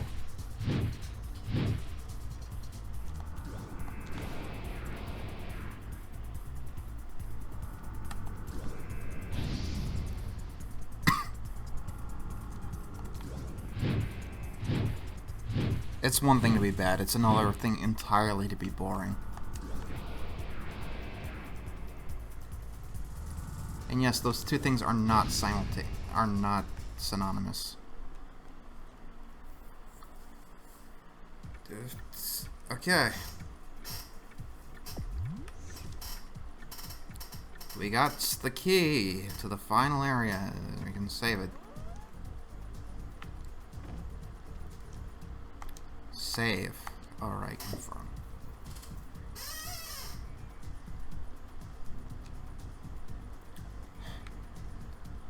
So, what's the time that I'm facing the final boss at? 2 hours and 15 minutes? Why did I re-record this whole thing? Because for some reason the music was going so loud over my voice that it was annoying and distracting. And it was the castle theme in this game, because the castle theme was... It was my first time recording with OBS, because Fraps causes games to lag in the weirdest way. Sometimes it doesn't. Like Crash and Spyro, I got through without any lagging, but in Chef's Love Shack, I think it did cause some of the lagging there, even though that game has other problems. Okay, and yeah, this game has the bullshit of making you go through a bunch of other bosses. But guess what? This time the bosses are actually different. I mean, they're all the same as each other, but here's what you do. Here's what you do. Yeah, it's the dragon again. This guy's cute, though. I kind of want a plushie of him. Any offers? It's my birthday today. Yeah, you just fire at them, And sometimes they attack you, sometimes they don't. And they poof. You're left here for a second or two wondering what the fuck. Also, the edges of these platforms are black. And the background is black. So you don't know where the edges are. And you tend to fall off and die.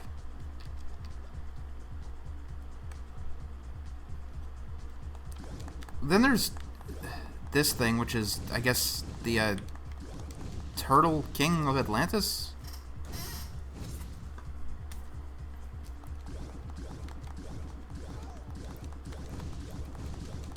And it has rocket launchers on its back. These bosses are all the same. With the exception of the dragon, they pretty much made completely unique models for boring as shit. Like, for some reason, this game, Rascal, it has a disappointing ending. This Western guy, we fought him already. He was just a generic enemy. And they made him one of the final bosses.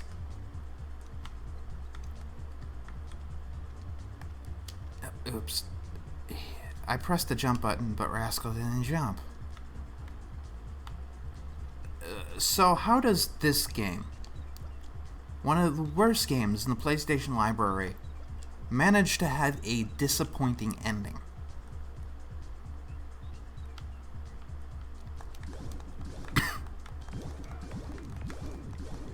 This Aztec guy, he shoots at you once. Like, what the fuck? Some of the common enemies took less damage than these guys. And finally we got... Oh, this is Atlantis. Wait, the turtle thing was the pirate boss? They're just reusing the common models, which is... Ugh, like... Ugh. This is not the place to phone it in. Like, at a certain point, because this game does have some good ideas and some nice detail, I did want to give it a little bit of credit for effort, but this final area just... And yeah, we fight this guy again. It's the same exact thing we just fought. Just the arena's a little smaller. Still 5 hourglasses, still fire, hourglass, clock. Fire, hourglass, clock. Fire, hourglass, clock. For all eternity.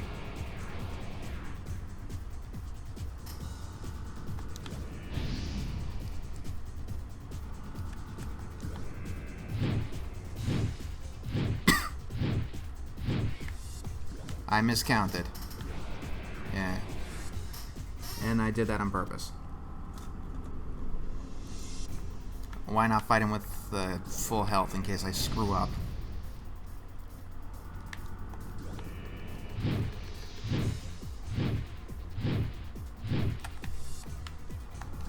And if you get a game over, this thing shows you like the most disturbing game over screen in video game history, where he's a fucking giant and Rascal is trapped in an Aladdin-style hourglass because he didn't remind you enough of Jafar already. Why isn't the final boss something like that?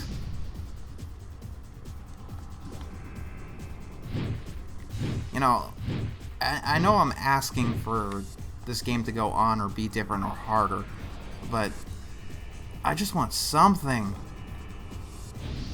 I want to feel like I've earned something for getting this far in the game. I've scoured the internet for like reviews and stuff, seeing what other people think. Most reviewers can't seem to get past the first level.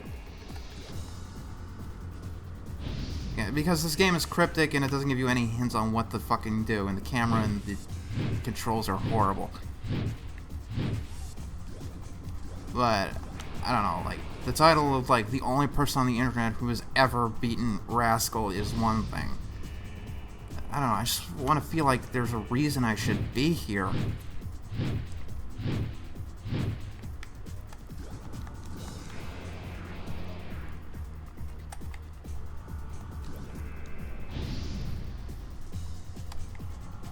Ah. One hit, and we're done. And I get to show you guys the ending credit. Or the ending, I beat Rascal twice. This time in under 2.5 hours. The first time it took me about 6.5 hours because of all the deaths and getting... So this is the ending. FMVs that look worse than the graphics in-game.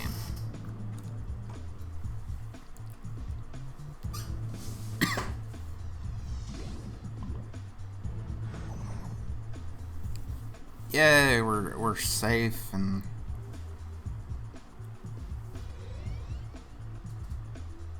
We're home and... The bubble shatters and we're done. That's it. That's the end of the game.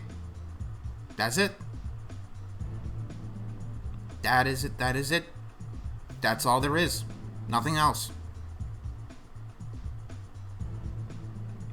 The game is over. You can go home now. There's nothing more. That is it. This game had a PR department. Look at all these people on PR. Testers. Wow, this game had all of these testers. And apparently a guideline auditor, or what?